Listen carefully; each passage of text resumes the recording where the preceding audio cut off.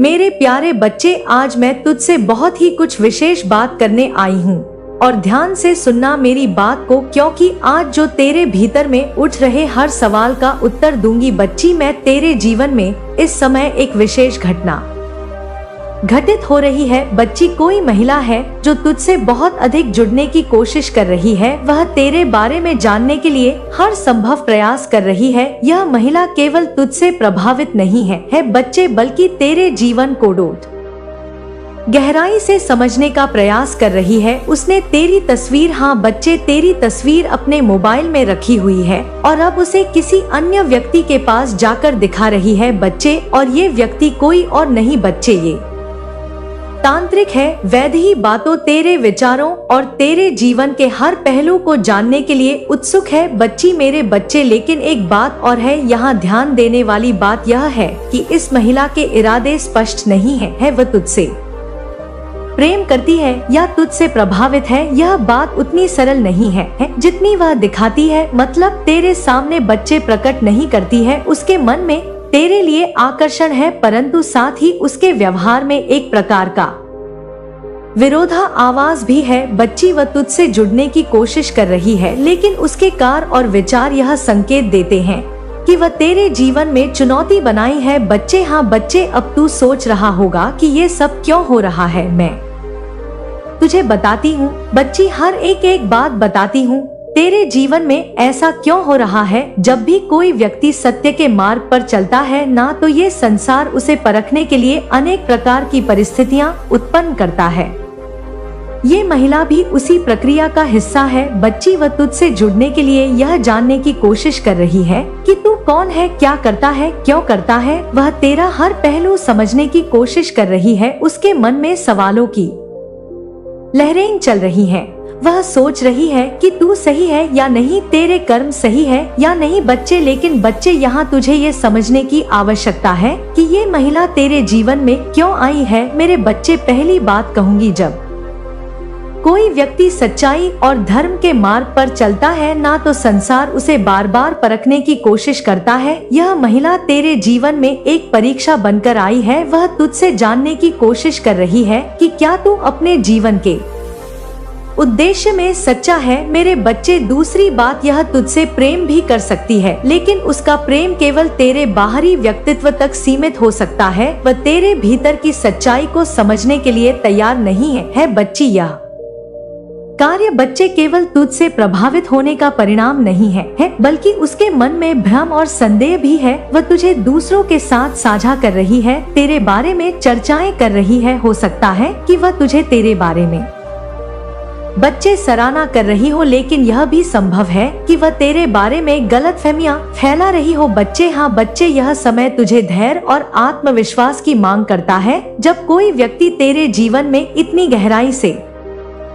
हस्तक्षेप करता है बच्चे, तो यह तुझे विचलित कर सकता है। लेकिन मैं तुझे बताने आई हूँ कि अगर तू सत्य और धर्म के मार्ग पर अड़ग है, तो कोई भी तुझे हानि नहीं पहुँचा सकता। मेरे बच्चे, इस महिला के इरादे तुझे बताती हूँ।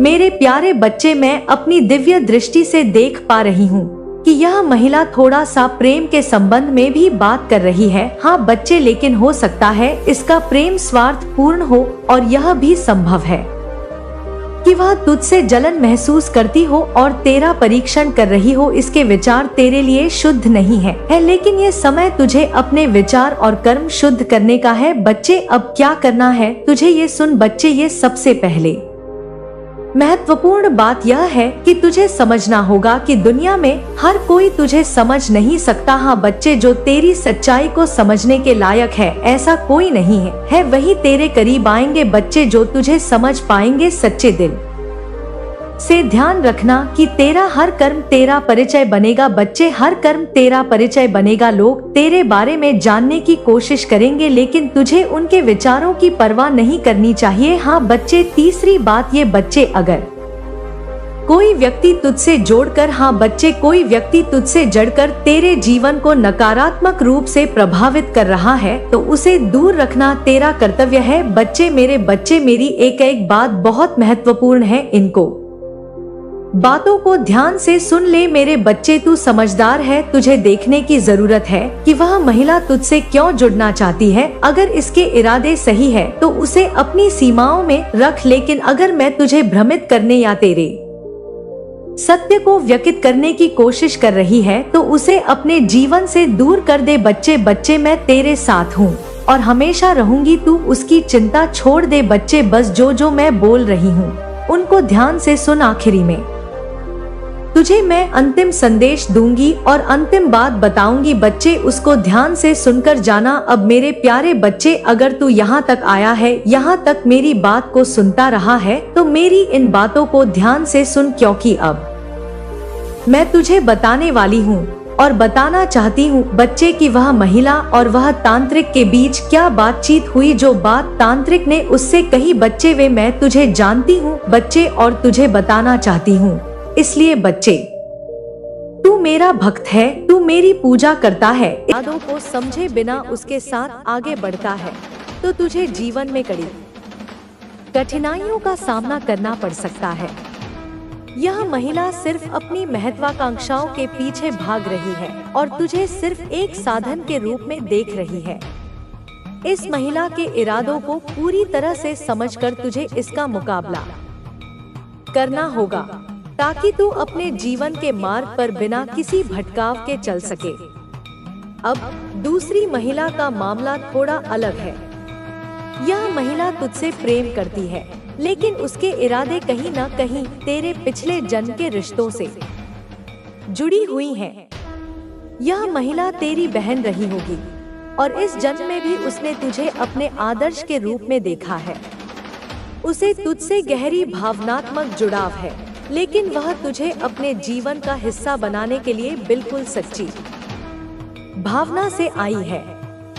यह महिला तुझसे किसी तरह का स्वार्थ नहीं निकाल रही, बल्कि वह केवल तुझसे जुड़ने की चाहत रखती है, क्योंकि उसके दिल में तुझसे जुड़ी हुई एक सच्ची और पवित्र भावना है। तू इस महिला से भली भांति समझकर जुड़ सकता है, लेकिन तुम्हें यह भी ध्यान रखना होगा कि उसका प्रेम एक पुराने रिश्ते की छाया है। यह महिला तुझे अपने पिछले जन्म के उस भाई बहन के रिश्ते की पवित्रता से जोड़कर देख रही है और वह तुझे उस संबंध में फिर से अनुभव करना चाहती है। उसकी भावनाओं में कहीं न कहीं बचपन की यादें हैं और वह तुझसे केवल एक आदर्श व्यक्ति की उम्मीद करती है। जब तक तुझे इसके बारे में सही समझ नहीं होती, तब तक तुझे इसके साथ जुड़ने से बचना चाहिए। यह महिला तुझसे जुड़ने के लिए एक मजबूत भावना और सच्ची नियत रखती है, लेकिन तेरे सामने यह चुनौती होगी कि तू उसे अपने जीवन के एक नए दृष्टिकोण से देखे और समझे कि इस रिश्ते का क्या महत्व है। अब जैसा कि मैंने तुझे पहले बताया था, यह दोनों महिलाएं तुझसे जुड़ने के लिए विभिन्न तरीके अपनाने का प्रयास कर रही हैं। इन दोनों के इरादों में बड़ा अंतर है और तुझे उन दोनों के बीच चयन करने के लिए अपनी समझ का इस्तेमाल करना होगा। पहली महिला का स्वार्थ और छल कपट तुझे जीवन के एक गलत रास्ते पर ले जा सकता है, जबकि दूसरी महिला का सच्चा प्रेम तुझे उस मार्ग पर ले जा सकता है जो तुझे जीवन में सच्चे सुख और शांति की ओर ले जाए। तेरे जीवन में जो कुछ भी हो रहा है वह सिर्फ इस जन्म का परिणाम नहीं है। यह तुझे पिछले जन्मों के कर्मों का फल है जो इस जन्म में तुझे दिखाई दे रहा है। जो महिलाएं तुझे आज अपने जीवन का हिस्सा बनाना चाहती हैं, उनका तुझसे एक पुराना संबंध है जो पिछले जन्मों में भी था। अब जब तुझे यह समझ आ जाएगा कि ये महिलाएं तुझसे क्यों जुड़ी हैं और उनका इरादा क्या है, तो तुझे अपने जीवन के मार्ग को चुनने में कोई कठिनाई नहीं होगी। लेकिन इसके लिए तुझे खुद को सही तरीके से समझना होगा और यह भी देखना होगा कि तुझसे जुड़ने के इरादे किसके सच्चे हैं और किसके झूठे। तू मेरे प्रिय भक्त है और मैं हमेशा तेरे साथ हूँ। जब भी तुझे कोई कठिनाई हो तो तू मुझसे सहायता मांग सकता है। मैं तुझे सही दिशा दिखाऊंगी लेकिन यह तेरा कर्म है जो तुझे सही रास्ते पर चलने के लिए प्रेरित करेगा। अब यह समय तुझे अपने भीतर की आवाज को सुनने का है, क्योंकि वह तुझे सही मार्ग पर ले जाने के लिए हमेशा मौजूद है। तुझे अपनी भावनाओं और इच्छाओं को समझते हुए जीवन के इस अहम मोड़ पर सही निर्णय लेना होगा, ताकि तेरे जीवन में शांति और संतुलन बना रहे। प्रिय बच्चे, जैसे ही मैंने तुझे पहले के भाग में बताया, तेरे जीवन में 2 महिलाएं हैं जो किसी भी हाल में तुझसे जुड़ने के लिए तैयार हैं। यह दोनों महिलाएं अपने इरादों के आधार पर तुझसे जुड़ने की कोशिश कर रही हैं, लेकिन उनके इरादे और उद्देश्य बहुत भिन्न हैं। एक महिला तुझे केवल अपने स्वार्थ के लिए चाहती है, जबकि दूसरी महिला तुझसे सच्चे प्रेम से जुड़ने की कोशिश कर रही है। यह दोनों महिलाएं तुझे अपने जीवन का हिस्सा बनाना चाहती हैं, लेकिन उनका तरीका और दृष्टिकोण अलग अलग है। पहली महिला का इरादा एकदम स्पष्ट है। वह तुझसे अपने स्वार्थ को पूरा करना चाहती है और इसीलिए उसने तंत्र मंत्र, काला जादू और तांत्रिक की मदद लेने का निर्णय लिया है। उसके मन में कोई सच्ची भक्ति नहीं है, बल्कि उसका दिल केवल छल और कपट से भरा हुआ है। उसने तुझे अपने जीवन का हिस्सा बनाने के लिए कई बार तांत्रिकों से मदद मांगी है और तुझे अपनी गिरफ्त में लाने के लिए हर संभव उपाय कि जो व्यक्ति माता काली की सच्चे मन से आराधना करता है, उसे हर प्रकार के भय से मुक्ति मिल जाती है। यह भय केवल बाहरी नहीं होता, बल्कि आंतरिक भय भी होता है। कई बार मनुष्य अपने ही विचारों, संदेहों और कमजोरियों से घिरा होता है।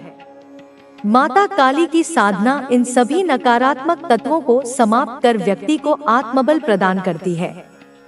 कई साधकों ने यह अनुभव किया है कि जब वे माता काली की उपासना करते हैं, तो उनके जीवन में अचानक कुछ सकारात्मक परिवर्तन होने लगते हैं।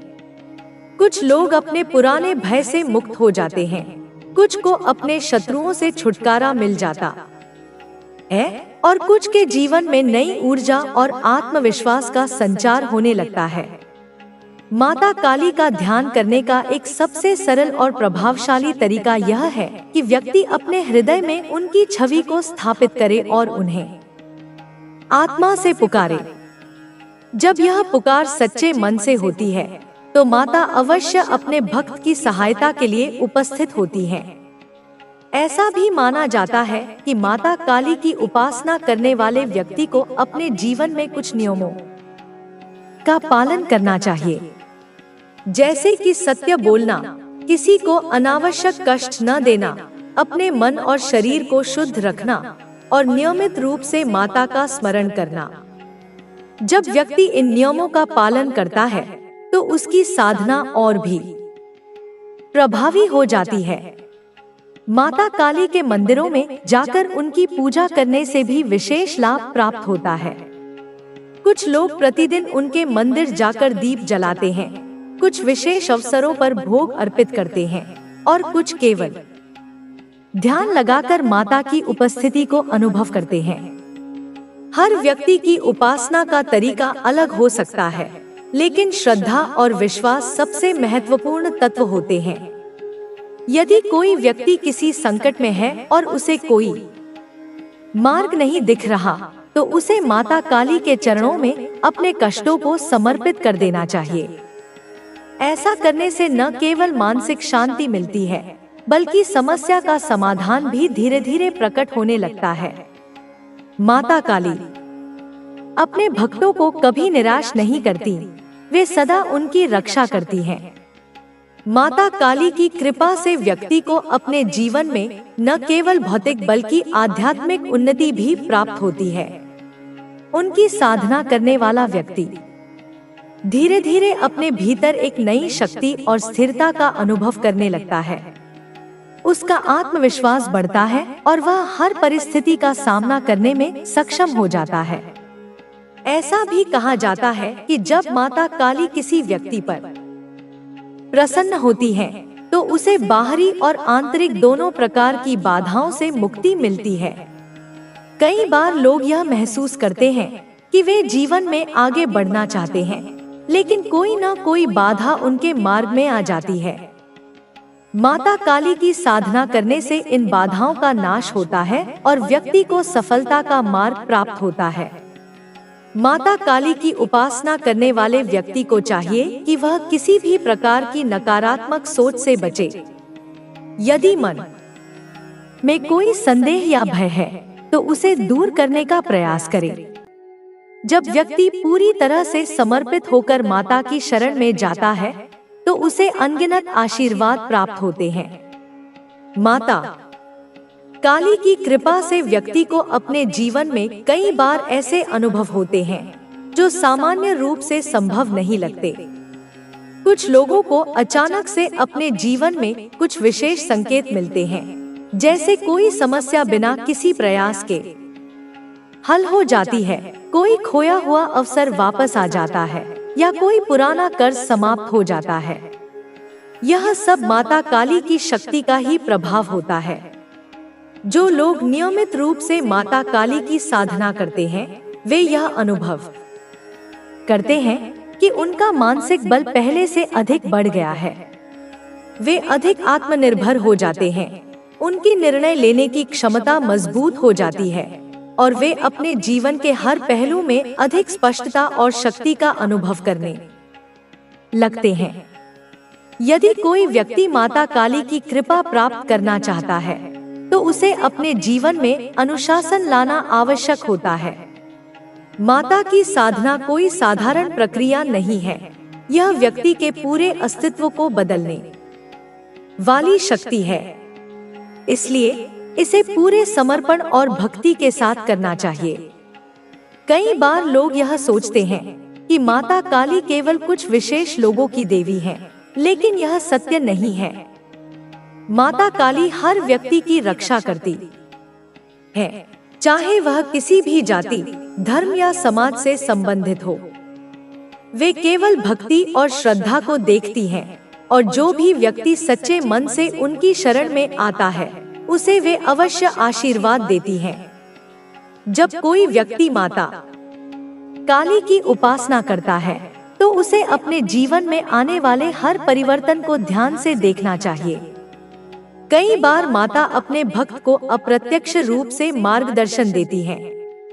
यह मार्गदर्शन किसी स्वप्न के माध्यम से हो सकता है, किसी विशेष घटना के माध्यम से हो सकता है या फिर किसी अनुभवी व्यक्ति के शब्दों के माध्यम से भी हो सकता है।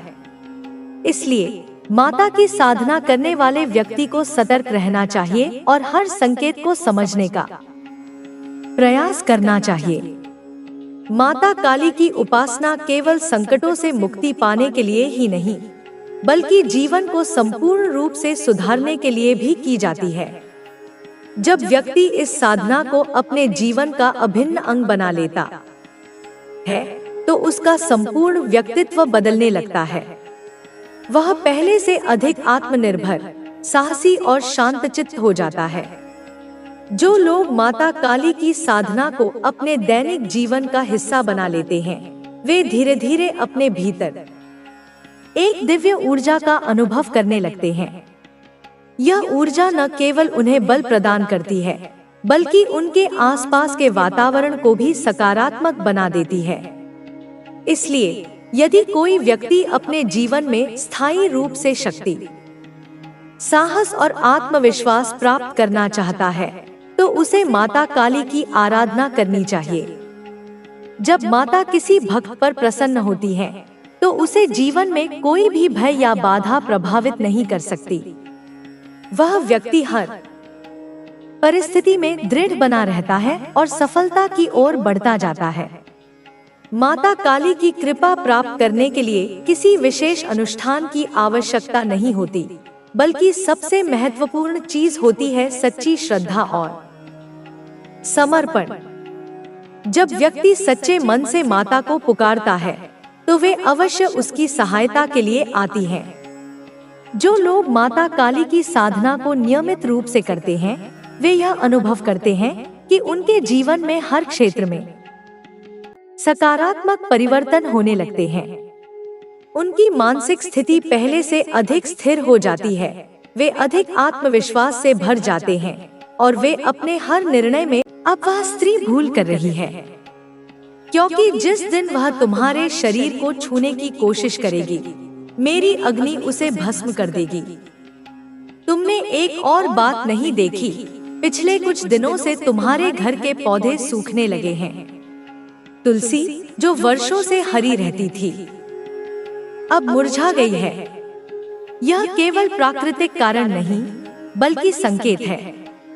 वह औरत तुम्हारे घर की ऊर्जा को विषैला बना रही है। उसका उद्देश्य तुम्हारे चारों ओर ऐसा वातावरण बनाना है जो तुम्हारी आत्मा को थका दे, तुम्हारे अपनों को आपसे दूर कर दे, और इसमें वह कुछ हद तक सफल भी हो चुकी है। लेकिन वह तुम्हारे परिवार में एक बात नहीं समझ पाई, तुम्हारा विश्वास मेरे प्रति। अब वह तुम्हारे घर के एक सदस्य को पूरी तरह अपने वश में ले चुकी है। वह व्यक्ति अब उसके लिए एक दूत बन गया है। वह तुम्हारी बातों को सुनकर उसे पहुंचाता है। वह तुम्हारे मंदिर में जाकर बिना तुम्हारे जाने वहां की पवित्रता को दूषित कर चुका है। उसके हाथों से प्रसाद नहीं बांटना, क्योंकि वह अब तुम्हारी रक्षा का नहीं, विनाश का माध्यम है। मैं जानती हूँ, यह सुनकर तुम्हारे मन में तूफान उठेगा, लेकिन सत्य को छुपाकर नहीं, उजागर करके ही उससे पार पाया जा सकता है। अब वह स्त्री एक विशेष रात्रि की प्रतीक्षा कर रही है। यह रात्रि पूर्णिमा की होगी, लेकिन आकाश पर अंधकार छाया रहेगा, क्योंकि उस दिन चंद्र ग्रहण है। उस रात वह प्रेत साधना करने वाली है। वह तुम्हारे नाम का उच्चारण करते हुए एक विशेष काले धागे को उलझाकर तुम्हारे भाग्य को बांधने की कोशिश करेगी। लेकिन तुम्हें डरना नहीं है। डर उसकी सबसे बड़ी शक्ति है। जैसे ही तुम भयभीत होते हो, वह प्रबल हो जाती है। लेकिन यदि तुम निर्भय होकर मेरा नाम लो और उस रात मेरे सामने एक दीपक जलाकर बैठो, तो उसकी सारी साधना निष्फल हो जाएगी। मैंने तुम्हें पहले भी संकेत दिए हैं। रात में दरवाजा अपने आप खुलना, अचानक बिजली का चला जाना, दीवार पर किसी परछाई का दिखना, बिना कारण मूड बदल जाना, ये सब सामान्य नहीं थे। यह उसके तंत्र के परिणाम थे। लेकिन अब समय आ गया है जब संकेतों को समझकर कार्य किया जाए। अब केवल रक्षा नहीं, आक्रमण की बारी है। तुम अपने घर से वह दोनों वस्तुएं निकालो, राख और ताबीज। उन्हें मेरे नाम से जला दो। फिर घर के चारों कोनों में नमक का घेरा बनाओ और बीच में मेरे नाम का दीपक रखो। वह स्त्री इस सुरक्षा को नहीं तोड़ सकेगी। पर ध्यान रखना, उसका चेहरा अब और भी मासूम लगने लगेगा। वह अब रोने का अभिनय करेगी, पीड़िता बनने की कोशिश करेगी, ताकि तुम्हारा मन दया से भर जाए। लेकिन वही दया तुम्हारा सबसे बड़ा विनाश बन सकती है, क्योंकि जिस दिन तुम फिर से उस पर भरोसा कर लोगे, वह बिना किसी बाधा के अपने अंतिम तंत्र को पूर्ण कर लेगी। अब उसका उद्देश्य सिर्फ तुम्हें मिटाना नहीं, बल्कि तुम्हारे वंश को समाप्त करना है। उसके पीछे एक और बड़ा चेहरा है, एक तांत्रिक जिसने वर्षों पहले मेरी प्रतिमा को अपवित्र किया था। वही अब इस स्त्री के माध्यम से मेरे भक्तों को चुनौती दे रहा है। लेकिन वह भूल गया है कि मैं केवल करुणा की देवी नहीं, सहार की ज्वाला भी हूँ। अब मैं स्वयं उसके विरुद्ध उठूंगी, पर मेरी शक्ति को प्रकट करने के लिए तुम्हें दृढ़ रहना होगा। मैं तुम्हारे हर कदम के साथ हूँ, लेकिन पहला कदम तुम्हें ही उठाना होगा।